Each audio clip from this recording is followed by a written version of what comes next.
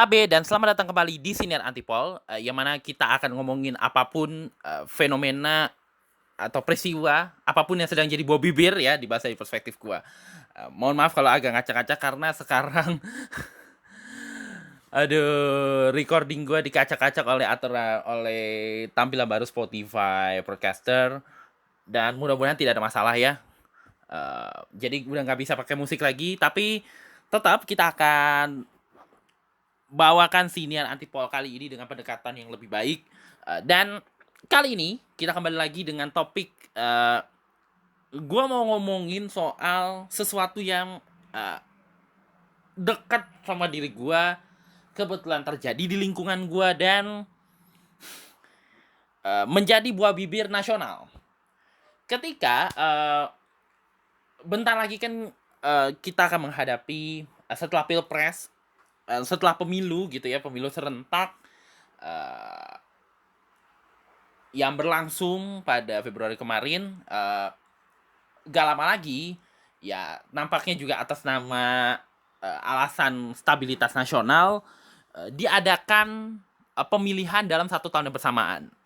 Di semester satunya pemilihan legislatif dan presiden, sekarang di semester keduanya atau sebulan setelah pemerintahan baru dan legislatif baru berjalan, itu akan ada pilkada atau pemilu kada serentak gubernur, wali kota dan bupati akan dipilih, akan ditentukan pilihan oleh masyarakat dalam 1 hari yang bersamaan pemungutan suaranya. Dan dikarenakan ini sudah lewat daripada pemilu, maka apa ya istilahnya, sangat lebih mudah untuk membentuk koalisi. Semua partai-partai politik, gak peduli siapa pilihan lo di pilpres kemarin, lu selama itu tujuannya adalah untuk ya tentu dengan memperhitungkan juga jumlah kursi yang ada, kondisi geologis masyarakat yang ada dan aspirasi warga yang berbeda-beda,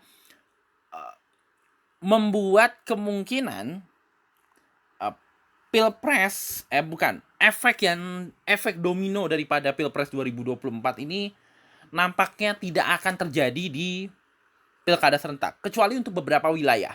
Makanya waktu si Irfan Wahid atau Gusipang itu nge-tweet, kayaknya seru juga nih kalau medsos. Dengan pilkada 514 wilayah dengan banyaknya pilkada yang berlangsung, dia membayangkan serunya pilkada, walaupun gue langsung ngeidein ke bawah, ya kayaknya sih tidak pada semua wilayah ya. Hanya beberapa wilayah tertentu yang menjadi sorotan. Terutama kalau dia sudah melibatkan tokoh nasional kayak Jakarta kebetulan kan. Jakarta itu kan harus diakui akan menjadi sorotan nasional karena sekalipun sekarang Jakarta secara perundangan ya secara perundangan sudah tidak lagi berstatus ibu kota, dan ibu kota secara ya de facto atau ya belum resminya sudah berada di Kalimantan sana, Kalimantan Timur atau di Nusantara, tapi tetap jadi sorotan karena dia sebagai pusat ekonomi dan pusat nasional lah gitu kurang lebihnya. Nah, di saat bersamaan Jakarta ini cukup menarik karena di antara 38 provinsi yang menyelenggarakan pilpres, dia ini perolehan pilpresnya itu tipis banget. Antara 01 sama 02 itu kayak apa ya? Kayak apa sih, gue mau menggunakan istilahnya kayak status quo. Jakarta tuh status quo bisa dihitungnya. Karena perolehannya Pak Prabowo dan perolehannya Mas Anies, yang Mas Anies kan nyapres ya, itu imbang banget. Yang mana itu bisa berarti beberapa kemungkinan. A, karena kepuasan, berarti masyarakatnya mengapresiasi kinerjanya Mas Anies. Mas Anies sebagai gubernur, kinerjanya diapresiasi dan juga banyak yang merasakan pembangunan itu dibuktikan dengan jumlah suara yang bisa imbang gitu. Dan B, apa ya?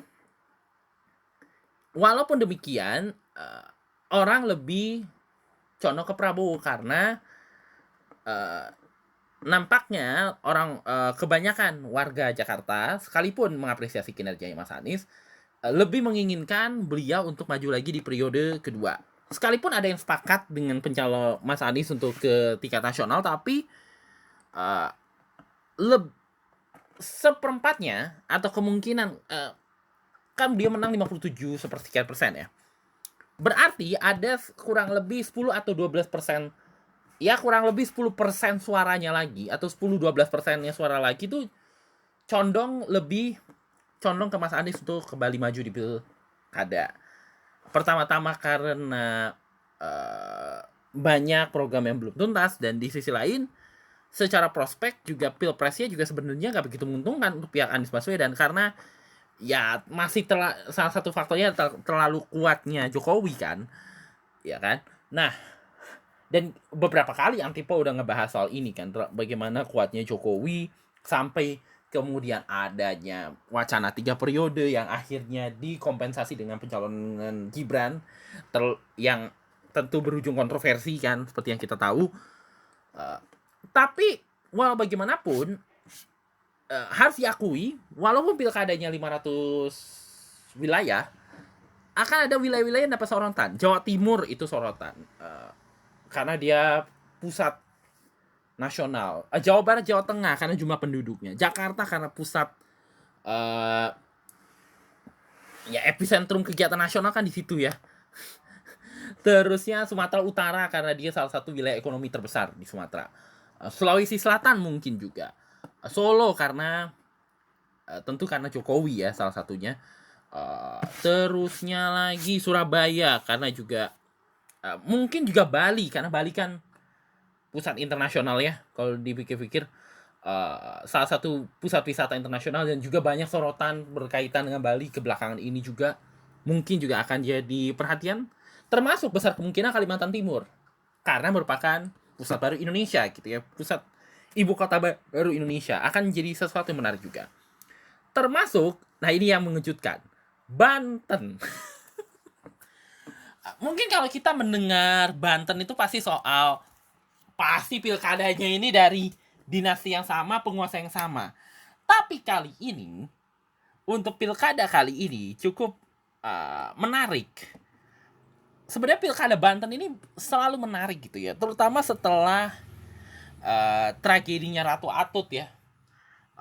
Peta persaingan pilkada di Banten itu jadi sangat menarik gitu, melihat calon-calonnya. Kayak pilkada 7 tahun yang lalu, di mana bagaimana seorang Wahidin Halim yang dianggap sebagai simbol perubahan Banten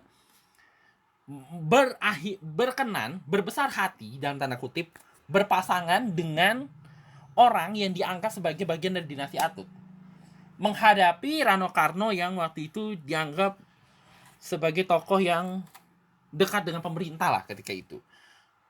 Walaupun akhirnya pertarungannya jadi imbang pada akhirnya.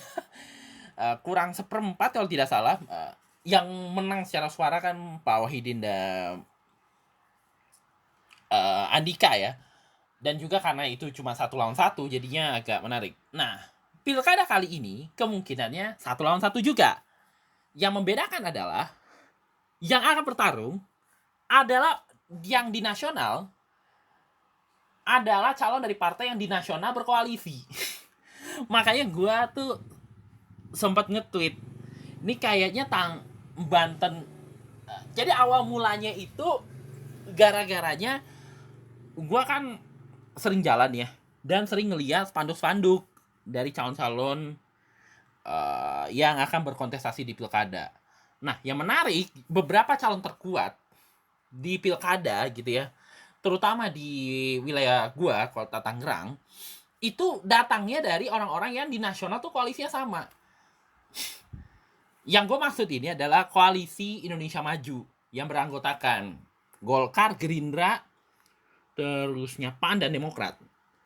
Di Kota Tangerang, salah satu calon terkuat adalah Sahrudin. Sahrudin adalah ketua Golkar Kota Tangerang.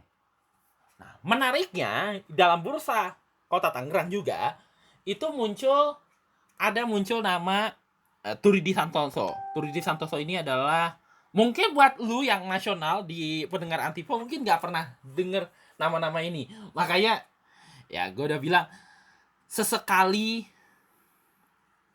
dengerin apa sih namanya, sesekali belajarilah Indonesia ya. Nah, di Tangkot itu di Tangkot atau di Tangerang Kota ada di bursa calon dari Gerindra sendiri itu ada namanya Turidi Santoso. Di Demokrat ada Herman Halim sama Jazuli Abdillah. Gua nggak tahu Herman Halim siapa, tapi kalau Jazuli Abdillah adalah anggota DPRD Kota Tangerang 2019. Gua nyoblos beliau dari Demokrat. Kemudian belakangan muncul juga nama Valdo Maldini dari PSI. Yang mana itu diusulkan, nama ini muncul dari paket koalisi Banten Maju yang beranggotakan Gerindra, PSI, PAN, dan partai-partai dalam koalisi perubahan. Menarik banget ini. Ini ada beberapa orang terkuat nih. Ada Sahrudin, ada beberapa nama dari Demokrat juga. Cuma belakangan muncul lagi nama baru, yaitu si Valdo dari PSI. Sebagai, gua nggak tahu calon wali kota atau wakil wali kota. Besar kemungkinan jadi wali kotanya dari Nasdem, yaitu anaknya Pak Wahidin Halim, Fadlin Akbar. Nah itu juga cukup menarik karena pada akhirnya si Valdo sama si Fadlin ini akhirnya jadi salah satu figur yang diusulkan oleh paket koalisi Banten Maju. Nah, di Tangerang Selatan besar kemungkinan juga akan terjadi tarung antar Kim, yaitu calon yang diusulkan Gerindra melawan calon yang diusulkan Golkar. Golkar kemungkinan besar antara Pilar Saga Ihsan atau Benyamin David sebagai petahana. Banten, Gerindra gue belum tahu, tapi salah satu nama yang dimunculkan adalah calon wakil wali kotanya, yaitu Marcel. Ini akhirnya jadi sorotan juga publik karena yang dicalonkan adalah seorang komika yang bisa dibilang belum ada sepertinya dicalonkan atas dasar popularitas mungkin. Ya ini tipikal pencalonan artis sebelum ini ya, di era pilkada sebelum ini ya, yang dilihat daripada popularitas gitu. Walaupun ada juga yang memang udah punya pengalaman politik kayak Luki Hakim atau kayak siapa lagi ya waktu itu yang nyalon juga, Rano Karno, siapa lagi, Emil Dardak. Itu kan pengalaman politiknya udah ada sehingga ketika nyalon jadi lebih mudah gitu. Termasuk juga Pasha ya, Sigit Purnomo. Nah, si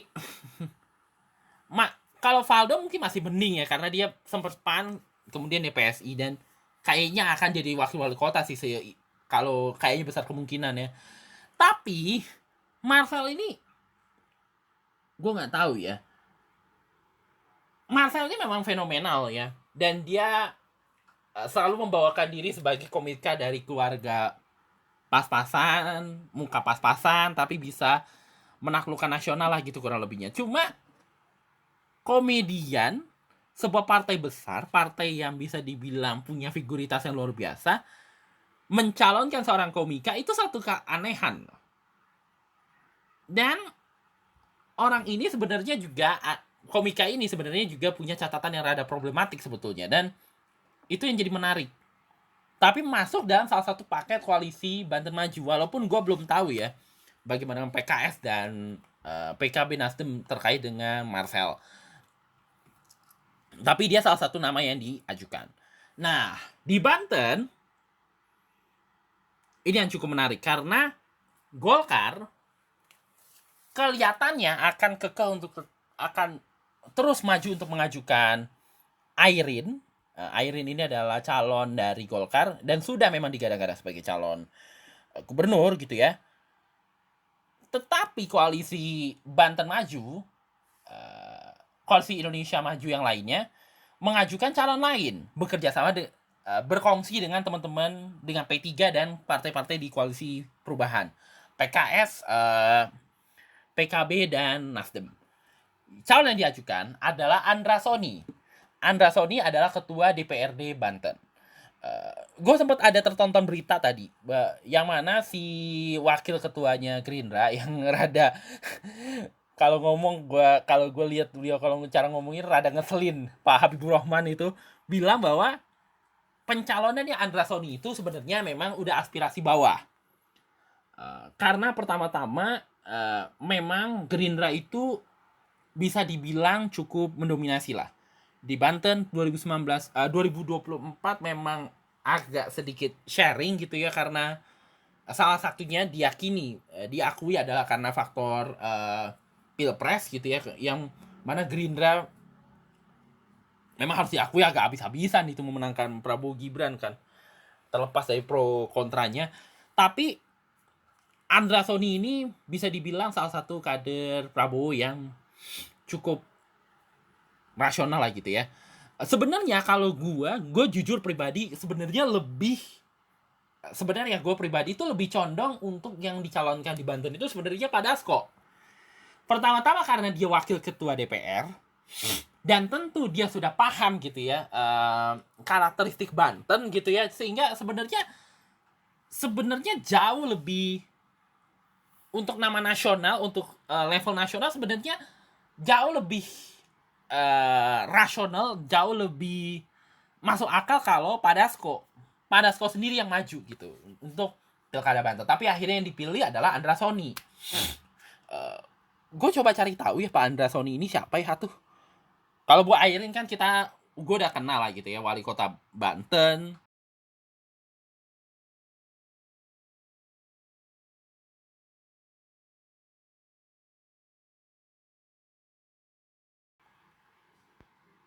Maaf, miskomunikasi. Gue ulang lagi ya bahwa Pak Andra Sony ini gue belum tahu ya beliau kayak gimana, tapi kalau Bu Airin kan kita tahu lah ya kapabilitasnya, integritasnya sebagai wali kota, juga dengan kisah beliau sebagai perempuan tangguh ya, yang luar biasa, orang Sunda, orang Bandung pisan ya, orang Bandung pisan beliau. Tapi besar karena mungkin ya salah satunya harus diakui ada faktor sebagai menantu dari keluarga Sohib ya. Nah, kalau Andra Sodi ini sejujurnya gue gak begitu tahu, belum mendalami lebih dalam lah soal beliau gitu ya. Tapi bahwa beliau adalah politisi yang cukup senior, cukup apa ya, dihormati, cukup disegani di Banten, dan apa ya, Pak, gue coba nyari tahu ya soal Andra Sony. Bentar. Gue pakai HP yang satu lagi. Sehingga gue nggak begitu. Kalau Pak Dimyati Natakusuma itu juga setidaknya gue cukup familiar lah. Beliau Bupati Pandeglang, anggota DPR, sempat di P3, kemudian sekarang jadi politisi PKS gitu ya. Itu salah satu alasan kenapa banyak dari partai-partai koalisi Indonesia Maju itu lebih ke Pak membantu apa ya, mendukung beliau lah. Bentar ya, gue baca ini ya, artikel. Ini gue baca ini gue baca ya. Ini gue dapat di Wikipedia. Andra Sony adalah seorang pengusaha dan politikus Indonesia. Saat ini ia menjabat sebagai Ketua DPRD Provinsi Banten sejak 2019. Seorang kader Gerindra, seorang kader Partai Gerakan Indonesia Raya. Andara saat ini memegang posisi Sekretaris DPD Provinsi Banten. Ya. Terusnya kelahiran Payakumbuh.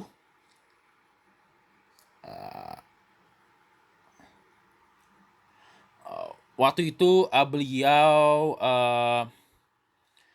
jadi DPRD 2 kali ternyata beliau ini. Tapi gue terus terang ya, salah satu yang dikenal dari beliau adalah karena beliau adalah seorang anggota DPRD 2 kali periode, dan terus terang gue nggak begitu mengikuti karir politiknya. Tapi bahwa beliau punya apakah kemudian, nah ini yang jadi menarik ya, ketika pertarungannya adalah antara Airin dan Andra, pertarungannya terjadi antara Gerindra dan Golkar. Ini yang menjadi sesuatu yang menurut gua sebagai orang Banten ya, yang juga akan terlibat sebagai pemilih, gua merasa bahwa ini akan menjadi menarik gitu. Sejujurnya untuk saat ini yang benar-benar mencuri perhatian ya si Tangkot, dan mencuri mata gue adalah Tangkot dan Tangsel. Pertama-tama karena memang ini daerah-daerah rumah gue gitu. Kedua, Bantennya juga menarik. Nah, tapi ada satu hal yang menarik, bahwa buat pertama kalinya kita orang Banten akan menyaksikan dua partai yang sama-sama dalam koalisi pemerintah bertarung gitu. Yang mana ini banyak yang menganalisis ya terkait dengan pertarungan antara calon Gerindra, calon koalisi Indonesia Banten Maju melawan ke calonnya Golkar, yang kemungkinan besar namanya koalisi Banten Maju Bersama.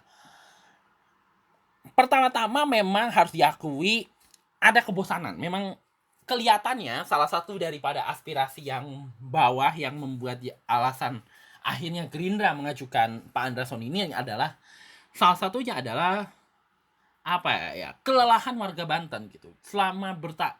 Setidaknya selama 20 tahun gitu ya, di bawah kungkungan dinasti orang yang sama gitu ya, terlalu terbiasa dengan figur yang sama dari keluarga yang sama dalam kepemimpinan di Banten gitu ya.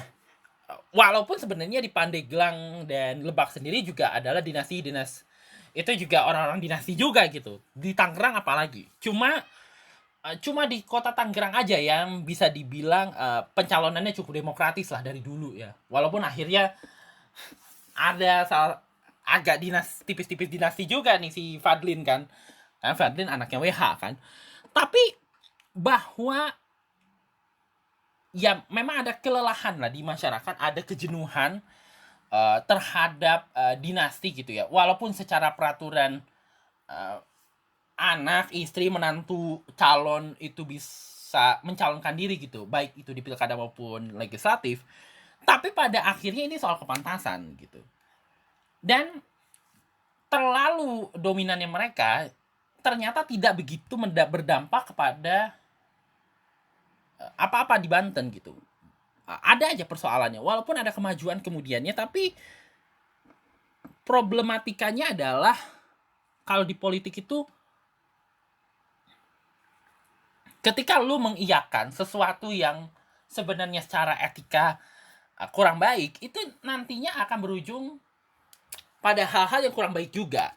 Nah, ini juga sebenarnya agak kasus yang menarik juga kalau gue menilik ke kayak, gue kan sempat bahas juga soal dinasti kemarin ya di episode sebelumnya, yang mana salah satu contoh utamanya Malaysia. Ketika Anwar memutuskan berkoalisi dengan Barisan Nasional, bahwa pada akhirnya itu membuat ada beberapa kalangan yang berharap Anwar menjadi simbol perubahan, justru akhirnya jadi bukan terkecewakan ya, kayak yang awalnya optimistis jadi skeptik gitu. Karena pertama-tama Barisan Nasional itu sudah terlalu lama memimpin Malaysia, udah 60 tahun. Dan kedua, belum ada langkah reformasi yang jelas gitu. Yang kenapa itulah yang diyakini juga salah satu alasan kenapa Perikatan Nasional bisa diterima gitu ya di kalangan pemilih Melayu Malaysia, karena transformatif dan segala macamnya gitu. Dan di sisi lain juga ada faktor distrust terhadap kepemimpinan, terutama pasca YMDB dan kekalahan 2018. Tetapi itu membuat langkah perubahan itu jadi lambat gitu. Memang terasa ada pembangunan, tapi itu lambat pada akhirnya. Nah, cuma yang menarik adalah soal pencalonan ini, karena ini udah pernah kejadian sekali ya, siapa waktu itu, Pak Wahidin Halim juga dengan dari dinasti yang sama, tapi belum tapi mungkin karena pertarungannya beberapa calon ya, sehingga tidak maksimal. Tapi ketika nanti pertarungannya 1 lawan 1, ini akan jadi menarik gitu. Karena pertama-tama berarti memang walaupun masyarakat bisa aja kemungkinannya masyarakat Bantennya bisa menerima kepemimpinan nasional yang lebih transformatif dan rekonsiliatif seperti yang di koalisi Indonesia Majunya, tapi sebenarnya di lokalnya sebenarnya menginginkan perubahan. Nasionalnya bisa menerima paket rekonsiliatif itu yang diwakili oleh Prabowo Gibran gitu ya, yang membuat salah satu kenapa sebenarnya koalisi perubahan yang awalnya yakin bisa dapat Banten akhirnya ternyata sulit karena ternyata memang masih cukup kuat gitu ya, dan penerimaan terhadap paket rekonsiliatifnya cukup tinggi gitu, cukup lumayan, dan memang karena Banten adalah basisnya Prabowo gitu ya. Tapi secara kedaerahan sebenarnya ada keinginan untuk perubahan, dan melalui paketnya, dan itu akhirnya yang diserap dengan kehadiran si koalisi Banten Maju itu tadi, untuk yang berhadapan secara langsung dengan Golkar yang notabene sudah cukup kuat di Banten. Nah, pertanyaannya adalah seberapa kuatnya kekuatan koalisi ini. Dan yang menarik juga, ini juga akan jadi menarik ketika kita menilik ke kota Tangerang. Pertarungan Sahrudin dengan siapapun calon yang akan ada. Walaupun besar kemungkinannya adalah dengan Fadlin. Itu juga akan bagaimana Nasdem, sebuah partai yang tengah tapi bisa berpengaruh dengan kuat. Ya mungkin karena salah satunya pengaruh Wahidin Halim yang masih cukup kuat gitu ya di kalangan warga Tangerang. Dan lu kalau lu tanya Wahidin Halim, orang akan mengingat bagaimana beliau 2 periode itu membawa transformasi di Tangerang. Bahkan apapun inisiatif perubahan yang beliau lakukan itu diapresiasi. Bahkan siapa ya dulu tuh zaman gue SMA ada guru gue yang bener-bener ya mungkin karena berkesan gitu ya, karena selama ini mungkin belum selama pemerintahan awal Tangerang itu juga belum ada pembangunan yang signifikan. Ketika Wahidin membawa program itu berkesan itu. Salah satunya adalah perbaikan jalan, program perbaikan jalan yang ya sebenarnya kan si Arif sama Sahrudin itu kan sebenarnya pengulangan daripada pemerintahannya Wahidin aja sebenarnya, walaupun ya dikemas gini lah gitu. Nah, pertarungan juga akan jadi menarik gitu, Golkar versus kemungkinan Nasdem. Kalau ini jadi ya di Banten Maju ini bakal menarik gitu. Dan akan jadi menarik ketika wilayah-wilayah yang lain kayak Kabupaten Tangerang, kalau Kota Serang memang sudah terjadi ya, memang formulanya udah terbukti. Tapi gue gak tahu apakah ini bisa berhasil atau justru malah bisa terulang lagi kejadian 2011. Tapi ada satu hal yang menurut gue mungkin akan membuat situasinya si koalisi Banten Maju ini akan jadi menguntungkan. Karena di Serang formula mencalonkan calon di luar paket yang berkuasa itu sudah terbukti sebenarnya, yaitu ketika calonnya PAN menang lawan calon waktu itu dari Golkar juga yang sangat berkuasa di Banten, dari keluarga yang berkuasa.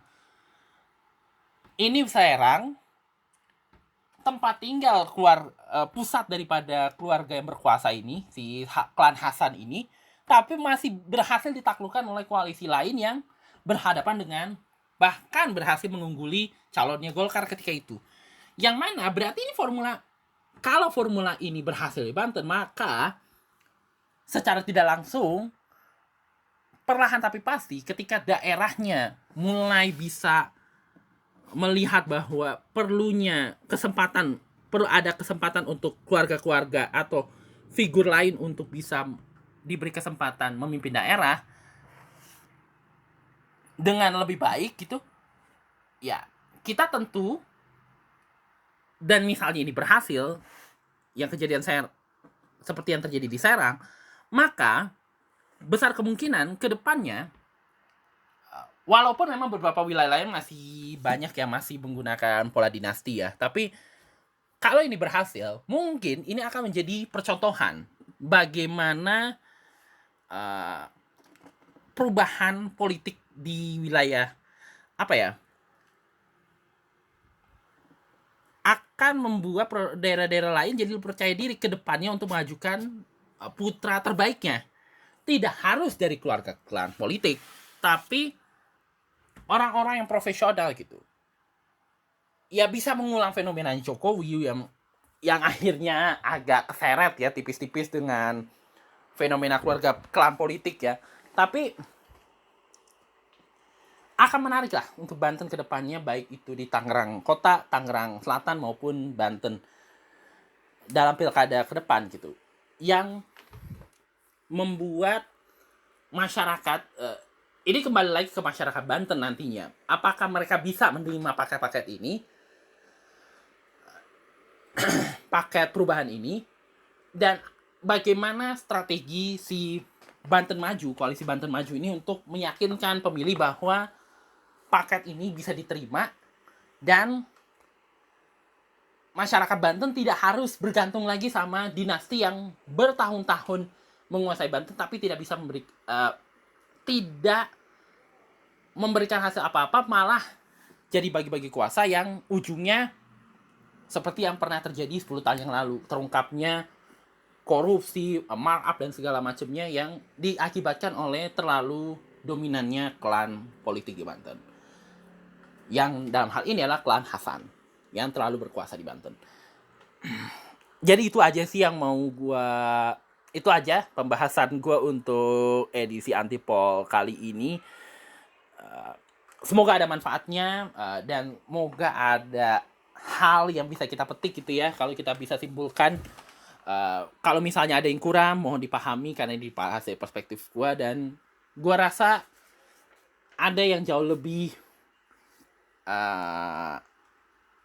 inilah gitu untuk pembahasan ini, untuk topik kali ini. Jadi kita sudahi dulu siniar Antipol kali ini. Kita bertemu kembali di pembahasan menarik berikutnya di Antipol. Sampai bertemu kembali.